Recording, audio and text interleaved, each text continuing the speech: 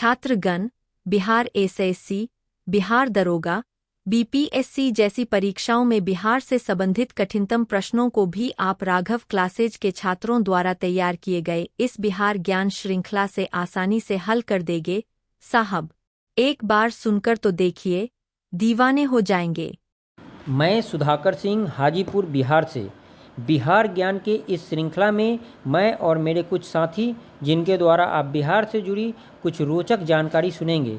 मेरे साथ हैं जीतू जी चेन्नई से, शिखा जी हाजीपुर से, साक्षी जी वैशाली से, कुणाल जी समस्तीपुर से, दीपक जी बक्सर से, अशोक जी धनबाद से, सुदर्शन जी छपरा से, रेणु जी और आर्यन जी किशनगंज से। अब ध्यान से सुनिए और श्रृंखला के अंत में कुछ सवाल पूछे जाएंगे, उसका जवाब कमेंट के माध्यम से दीजिए। धर्म और दर्शन के विकास में बिहार की भूमिका निर्णायक रही। प्राचीन काल में दो प्रमुख धर्मों बौद्ध धर्म एवं जैन धर्म का उद्गम बिहार ही था। हिंदू धर्म के अनेक संस्कारों के विकास में बिहार का क्षेत्र महत्वपूर्ण रहा। मध्यकाल में मुस्लिम सूफी संतों की गतिविधियों का एक महत्वपूर्ण केंद्र बिहार रहा। स्मरणीय है कि बौद्ध धर्म के अवशेषों ने बिहार में सूफियों के लिए एक अनुकूल पृष्ठभूमि प्रस्तुत की।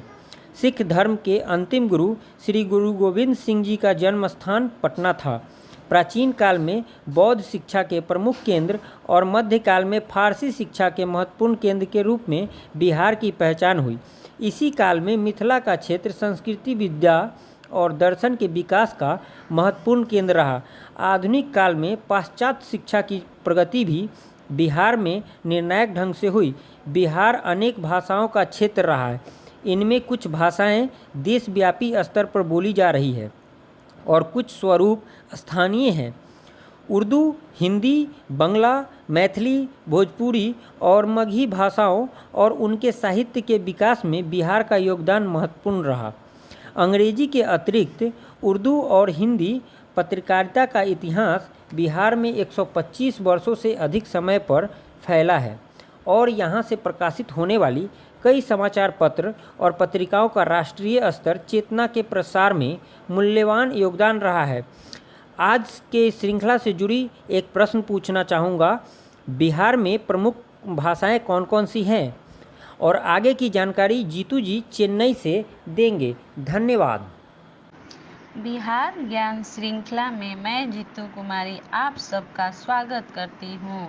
अभी पीछे सुधाकर जी ने कुछ तथ्य बिहार के बारे में बताया। अब आगे। बिहार अनेक धर्मावलंबियों की भूमि है। यहाँ की आबादी में सबसे बड़ा वर्ग हिंदुओं का है जो लगभग 83.2% है। इसके बाद मुसलमान है जिसकी आबादी का लगभग 16.5% है और शेष में ईसाई, बौद्ध, जैन और सिख संप्रदाय की आबादी शामिल है। बिहार में अनेक महत्वपूर्ण धार्मिक स्थल भी है। कुंडग्राम और पावापुरी जैन के तीर्थ स्थल हैं तथा बोध गया का बौद्ध मतावलंबियों के लिए विशेष महत्व है। गया और देव हिंदुओं के लिए महत्वपूर्ण धार्मिक स्थल है तो मनेर और बिहार शरीफ मुसलमानों के लिए पावन। पटना साहिब सिखों के लिए अत्यधिक महत्व रखता है। अनेक और भी तीर्थ स्थल बिहार में है। हिंदू धर्म के अनुयायियों की संख्या अधिक है। हिंदू धर्म के अनेक पूजनीय स्थल गया, जनकपुर आदि बिहार में ही है। बौद्ध एवं जैन धर्म का उदय 26वीं शताब्दी ईस्वी पूर्व में प्रस्तुत हुई। यह काल वैधानिक क्षेत्र में क्रांतिकारी परिवर्तन लाता रहा। इसे भी मगध जो बिहार में है नेतृत्व प्रदान किया। इसी क्षेत्र से बौद्ध धर्म और जैन धर्म का उदय हुआ। उत्तर वैदिक काल से ही उपनिषदों के माध्यम से एक नया बिहार प्रस्तुत किया जा रहा था जो वैदिक कर्मकांड और ब्राह्मणों के प्रमुख और बलि प्रथा के विरुद्ध था। ये नए विचार मगध और विदेह के क्षेत्र में विकसित हो रहे थे जहाँ आर्यों का प्रभाव अभी पूरी तरह स्थापित नहीं हुआ था। इस वैदिक वातावरण के अतिरिक्त कुछ भौतिक कारणों ने भी जैन एवं बौद्ध धर्म की उत्पत्ति में सहयोग किया। उधर उत्तर वैदिक काल में राजनैतिक परिवर्तनों के कारण बड़े राज्यों का उद्देश्य हो समाज में असीम शक्ति एवं प्रतिष्ठा प्राप्त कर चुका था, जबकि ब्राह्मण वर्ग के प्रभाव में अभी कमी आई थी। इसके अतिरिक्त आर्यों के पूर्वी भारत में बसने के बाद अनेक आर्थिक जीवन में भी परिवर्तन आ चुका था। बड़े राज्य एवं नगरों के विकास तथा कृषि की उन्नति ने व्यापार एवं वाणिज्य का मार्ग प्रशस्त कर दिया था। अतः समाज में वैश्य वर्ग अधिक समुन्नत एवं समृद्ध हो चुका था। इसके आगे की जानकारी शिखा जी देंगी, जो हमारे साथ वैशाली से जुड़ी हुई हैं। धन्यवाद। जय हिंद। मैं शिखा कुमारी वैशाली से बिहार ज्ञान की श्रृंखला में बिहार से जुड़ी कुछ जानकारी देने वाली हूँ। जैसा कि जीतू जी ने बताया, आगे की जानकारी मेरे से सुनिए। सम्यक चरित्र का अर्थ है मनुष्य अपने मन, वचन और कर्म पर नियंत्रण रखकर अपने चरित्र का गठन करे। जैन धर्म में कर्मवाद पर बल दिया गया है। मनुष्य अपने कर्मों के अनुसार बार बार जन्म लेता है और कर्म का फल पाता है। इसके अतिरिक्त तपस्या को भी जैन धर्म में विशेष महत्व दिया गया है, क्योंकि तपस्या द्वारा ही इंद्रियों पर नियंत्रण प्राप्त किया जा सकता है। जाति पाति एवं ऊंच नीच के भेदभाव को निर्णायक ढंग से आविष्कार कर दिया गया था। महावीर ने अपने जीवन में जैन धर्म के प्रचार के लिए संघ गठित किया था और अपने प्रधान शिष्य इंद्रभूति को धर्म प्रचार का दायित्व दिया था। किंतु जैन धर्म अपने आप को ब्राह्मण धर्म से विशेष अलग नहीं रख सका और साधारण लोगों को अपनी ओर आकर्षित करने में असफल रहा। सबसे महत्वपूर्ण बात यह है कि जैन धर्म के सिद्धांतों में अहिंसा पर इतना अधिक बल दिया गया था कि यह धर्म अव्यवहारिक बन गया था। अतः इसकी लोकप्रियता सीमित रही और इसके अनुयायी केवल व्यापारी वर्ग के लोग ही हो सके। इस टॉपिक से जुड़े एक प्रश्न है, तपस्या के द्वारा किस पर नियंत्रण किया जा सकता है? धन्यवाद। आगे की जानकारी साक्षी जी से सुनिए। मैं साक्षी कुमारी बिहार ज्ञान श्रृंखला में आप सभी को स्वागत करती हूँ। जैसा कि मेरे से पूर्व शिखा जी ने बताया, अब आगे की जानकारी मैं दूंगी। ज्ञान का अर्थ है सच्चा और पूर्ण ज्ञान, जो तीर्थंकरों के उपदेश का अध्ययन करने से प्राप्त हो सकता है। सम्यक दर्शन का अर्थ है कि किसी भी व्यक्ति स्वयं के जीवनधारियों के समान समझे और तीर्थंकरों के अस्तित्व पर पूर्ण विश्वास रखे। सम्यक चरित्र का अर्थ है मनुष्य अपने मन, वचन और कर्म पर नियंत्रण रखकर अपने चरित्र का गठन करे। जैन धर्म में कर्मवाद पर भी बल दिया गया। मनुष्य अपने पूर्ण जन्म के कर्मों के अनुसार बार बार जन्म लेता है और कर्म का फल पाता है। इसके अतिरिक्त तपस्या को भी जैन धर्म में विभिन्न महत्व दिया गया, क्योंकि तपस्या द्वारा ही इंद्रियों पर नियंत्रण प्राप्त किया जा सकता है। इस प्रकार जैन धर्म के आदर्श सरल एवं व्यवहारिक थे। महावीर ने जिन नियमों का प्रतिपादन किया था, उनके यज्ञ, बलि तथा ब्राह्मणों की सर्वोपरिता के लिए कोई स्थान नहीं था। जाति पाति एवं ऊंच नीच के भेदभाव को निर्णायक ढंग से अस्वीकार कर दिया गया था। महावीर ने अपने जीवन में जैन धर्म के प्रचार के लिए संगठित किया था। अपने प्रधान शिष्य इंद्रभूति को धर्म प्रचार का दायित्व दिया था। किंतु जैन धर्म अपने आप को ब्राह्मण धर्म से विशेष अलग नहीं रख सका और साधारण लोगों को अपनी ओर आकृष्ट करने में असफल रहा। इसके अतिरिक्त जैन धर्म का भारत से बाहर विदेशी में व्यापक प्रचार नहीं हुआ। भारत में इस धर्म को शासक वर्ग का प्रश्रय इतना अधिक नहीं मिल सका जितना कि बौद्ध धर्म को प्राप्त हुआ। जैन धर्म के अंदर जल्दी ही विभिन्न संप्रदाय और मत उत्पन्न हो गए। इससे यह भी धार्मिक आंदोलन कमजोर पड़ा। सबसे महत्वपूर्ण बात यह है कि जैन धर्म सिद्धांतों में अहिंसात्मक पर इतना अधिक बल दिया गया कि यह धर्म अव्यवहारिक बन गया था। क्षत्रिय एवं कृषक वर्ग के नियमों का पालन करने में असमर्थ थे, अतः इसकी लोकप्रियता सीमित रही और इसके अनुयायी केवल व्यापारी वर्ग के लोग ही हो सके। फिर भी जैन धर्म का भारतीय समाज और धर्म पर विशेष प्रभाव पड़ा। जैन धर्म में वर्ण व्यवस्था की कठोरता को दूर करने का प्रयास किया। जैनों ने संस्कृत भाषा त्याग दी और प्राकृत भाषा को अपनाया। यह जनसाधारण की भाषा थी। उनका धार्मिक साहित्य अर्धमगही में लिखा गया। 6ठी शताब्दी ईसा पूर्व में गुजरात में वल्लभी में जैन ग्रंथों का अंतिम रूप से संकलन किया गया। वल्लभी शिक्षा का प्रमुख केंद्र था। जैन धर्म पर किस पर बल दिया गया? धन्यवाद। सूफियों द्वारा भी मध्यकालीन बिहार में न केवल इस्लाम धर्म के प्रचार और प्रसार में सहयोग मिला, बल्कि सामाजिक जीवन में सम्मिश्रण की प्रक्रिया को बल मिला। धार्मिक सहिष्णुता, सामाजिक सद्भाव, मानव सेवा, शांति और बंधुत्व का इन्होंने उपदेश दिया और धर्मांतरता, ऊंच नीच के भेदभाव आदि का विरोध किया। समन्वय की इस परंपरा के फलस्वरूप त्योहारों और दैनिक रहन सहन, सामाजिक रीति रिवाज और संस्कारों के आदि के मामले में हिंदुओं और मुसलमानों में व्यापक आदान प्रदान हुआ। दोनों समुदाय एक दूसरे के नज़दीक आए। समन्वय की इसी परंपरा का एक अनोखा उदाहरण दरियापंथी संप्रदाय के रूप में देखा जा सकता है। इसके संस्थापक दरिया साहिब एक संत कवि थे, जिनका जन्म एक मुसलमान दर्जी के परिवार में डुमराव के निकट धरखंडा गांव, जिला बक्सर में हुआ था। इन्होंने उदार और समन्वयवादी विचारों का प्रचार किया। किसी विशेष धर्म का प्रवर्तक तो उन्हें नहीं कहा जा सकता, मगर उनके विचारों पर धर्म हिंदू और इस्लाम का मिला जुला प्रभाव देखा जा सकता है। उन्होंने ईश्वर को सत्य पुरुष कहा, जाति प्रथा और बवंडर का खंडन किया और उन्होंने अपने अनुयायियों को नैतिक आचरण की शुद्धता बनाए रखने का आदेश दिया। उनकी मृत्यु 1780 में हुई। 19वीं शताब्दी के प्रारंभ में दरियापंथी संप्रदाय की बिहार में लोकप्रियता बनी हुई थी। बुकानन के अनुसार इनकी संख्या 20,000 थी। इनके प्रधान टेकदास थे। धरखंडा में इनका मुख्य केंद्र था, जहां नवाब मीर कासिम द्वारा इन्हें 101 बीघा कर मुक्त भूमि अनुदान में प्राप्त हुई थी।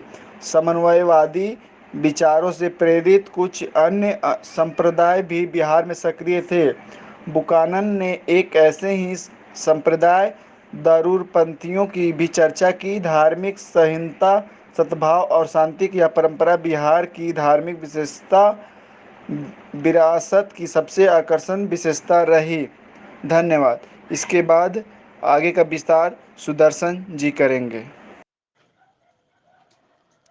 मैं सुदर्शन कुमार, छपरा, बिहार से। बिहार सामान्य ज्ञान श्रृंखला में आपका स्वागत है। जैसा कि अशोक जी ने कुछ महत्वपूर्ण तथ्य बताएं, अब आगे की जानकारी मेरे द्वारा। बिहार में ईसाई धर्म का प्रचार सर्वप्रथम रोमन कैथोलिक पादरियों ने किया।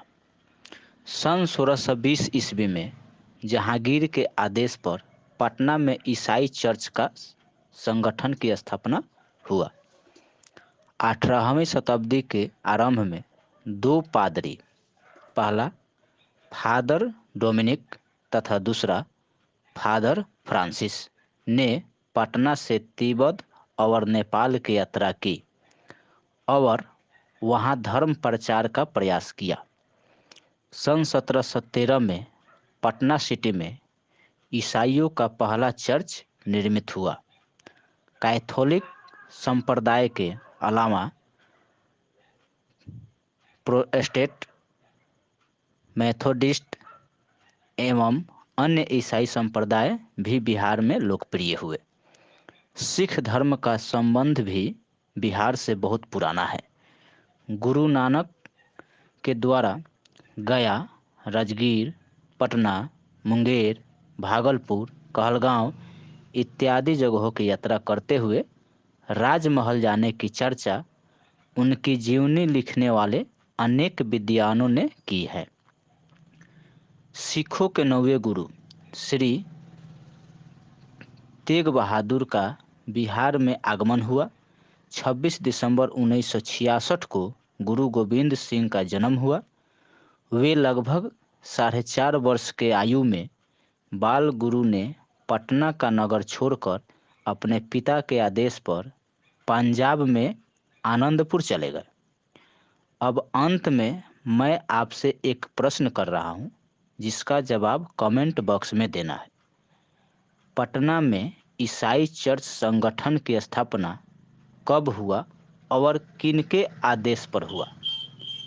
अब आगे की जानकारी रेणु जी देंगी। धन्यवाद। मैं रेणु शर्मा बिहार ज्ञान श्रृंखला में आप सबका स्वागत करती हूँ। मेरे से पूर्व सुदर्शन जी ने आपको बिहार ज्ञान के कुछ महत्वपूर्ण तथ्यों के बारे में बताया।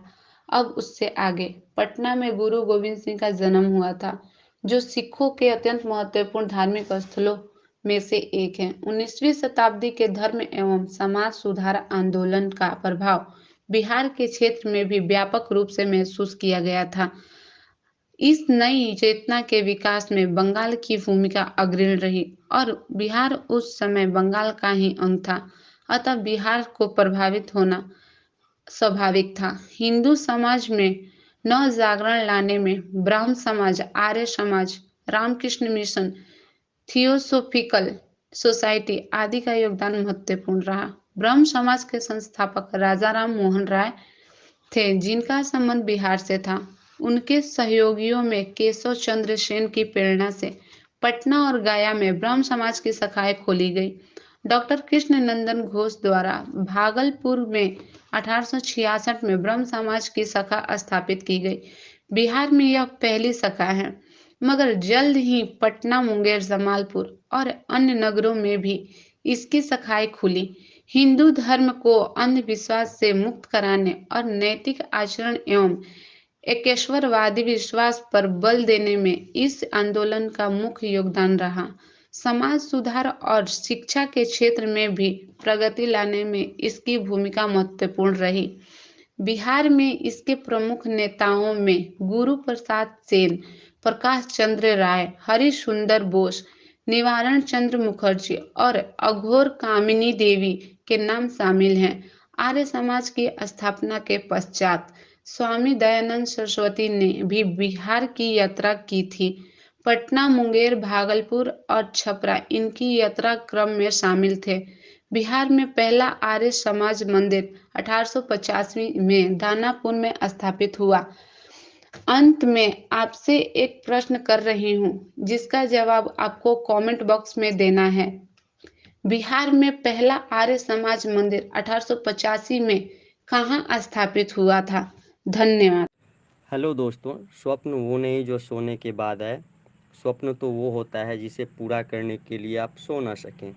मैं कुणाल कुमार पूसा समस्तीपुर से बिहार ज्ञान की जानकारी देने जा रहा हूँ, जिसे आप लोग ध्यानपूर्वक सुने और मैं आपसे एक प्रश्न करूँगा, जिसका जवाब आप लोग कमेंट में दें। प्राकृत भाषा के कारण उनके क्षेत्रीय भाषाओं, विशेषतः सुरसेनी का विकास हुआ, जिसे मराठी भाषा का उद्भव हुआ। जैनों के प्रारंभिक धर्म ग्रंथों को अपभ्रंश में लिखा गया। जैन साहित्य के महाकाव्य, पुराणों एवं नाटक हैं। अभी जैन साहित्य काफ़ी संख्या में पांडुलिपि के रूप में है। गुजरात एवं महाराष्ट्र के जैन मंदिरों में ये पांडुलिपियाँ सुरक्षित हैं। पूर्व मध्यकालीन भारत में जैन ने संस्कृत में भी धर्म ग्रंथों की रचना की। जैनों ने कन्नड़ भाषा के विकास में भी योगदान दिया। बौद्ध धर्म के संस्थापक गौतम बुद्ध थे। इनका व्यक्तिगत नाम सिद्धार्थ था। उनका जन्म 563 ईसा पूर्व में लुम्बिनी ग्राम में हुआ था और उनका संबंध क्षत्रिय जाति के शाक्य कुल से था। उनके पिता कपिल वस्तु के राजा थे और उनका आरंभिक जीवन राजकीय ठाठ में बीता, परंतु वह आरंभ से ही चिंतनशील प्रवृत्ति के थे और एक बूढ़े आदमी, एक रोगी एवं एक लाश को देखने के बाद सांसारिक जीवन के प्रति उदासीन हो गए और जीवन के दुखों को दूर करने के बारे में विचार करने लगे। उन्होंने गृहस्थ जीवन त्याग दिया ये घटना बौद्ध धर्म में विनिष्क्रमण कही जाती है। एक लंबे समय तक विचार और तपस्या के बाद उन्होंने शाश्वत ज्ञान मिला और तब वे बुद्ध कहलाए। ज्ञान प्राप्ति के बाद उन्होंने 40 वर्षों तक मगध, सारनाथ, वैशाली आदि क्षेत्रों में अपने धर्म का प्रचार किया और 80 वर्ष की आयु में कुशीनगर नामक स्थान पर उनका देहांत हो गया। ये घटना महापरिनिर्वाण कहलाती है। गौतम बुद्ध ने अपने उपदेश का प्रचार करने का काम सारनाथ से आरंभ किया था। यह घटना धर्म चक्र परिवर्तन कहलाई। उनके उपदेश अत्यंत सरल थे और इनमें सबसे पहले 4 आर्य सत्यों का प्रतिपादन हुआ। संसार में दुख है, दुख के कारण हैं, दुख का निवारण संभव है, इसके लिए उपाय है। दुख दूर करने के लिए उन्होंने अष्टांगीय मार्ग बताया, जिसमें निम्नलिखित बातें हैं: सम्यक दृष्टि, सम्यक संकल्प, सम्यक वाक्य, सम्यक कर्म, सम्यक आजीविका, सम्यक व्यायाम, सम्यक स्मृति, सम्यक समाधान। इसके अतिरिक्त बुद्ध ने नैतिक आचरण को शुद्ध करने के लिए 10 शीलों का आदेश दिया: अहिंसा, सत्य, असत्य, अपरिग्रह, ब्रह्मचर्य, जो सभी के लिए आवश्यक थे। शेष 5 संघों में प्रवेश करने वाले भिक्षुओं के लिए अनिवार्य थे: नृत्य गान का त्याग, श्रृंगार प्रसाधनों का त्याग, समय पर भोजन करना, कोमल बिस्तर पर नहीं सोना, कमीनी कंचन का त्याग। गौतम बुद्ध के बाद भी अशोक, कनिष्क, हर्षवर्धन एवं बिहार के पाल शासकों ने बौद्ध धर्म को संरक्षण एवं प्रश्रय दिया तथा इसके प्रचार केवल भारत में ही नहीं बल्कि श्रीलंका, बर्मा, तिब्बत, चीन, जापान एवं दक्षिण पूर्वी एशिया के क्षेत्रों में हुआ, क्योंकि यह धर्म अत्यंत सरल एवं व्यवहारिक था।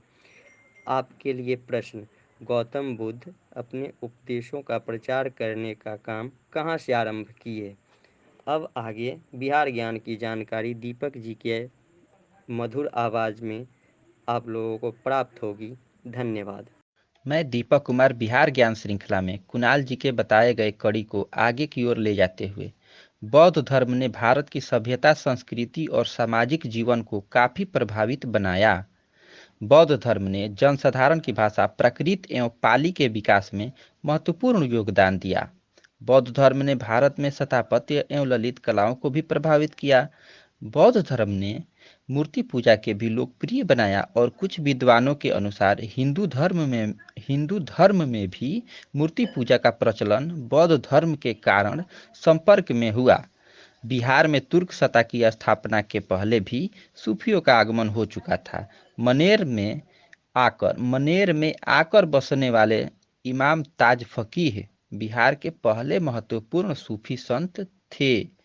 इसके अतिरिक्त पटना के समीप शहाबुद्दीन जगजोत, हाजीपुर के सैयद इब्राहिम चिश्ती और दक्षिण बिहार में शेख अली भी उल्लेखनीय हैं। मेरे बताए गए तथ्यों में से एक सवाल मेरी तरफ से: बिहार के पहले महत्वपूर्ण सूफी संत कौन थे? जवाब कमेंट बॉक्स में देना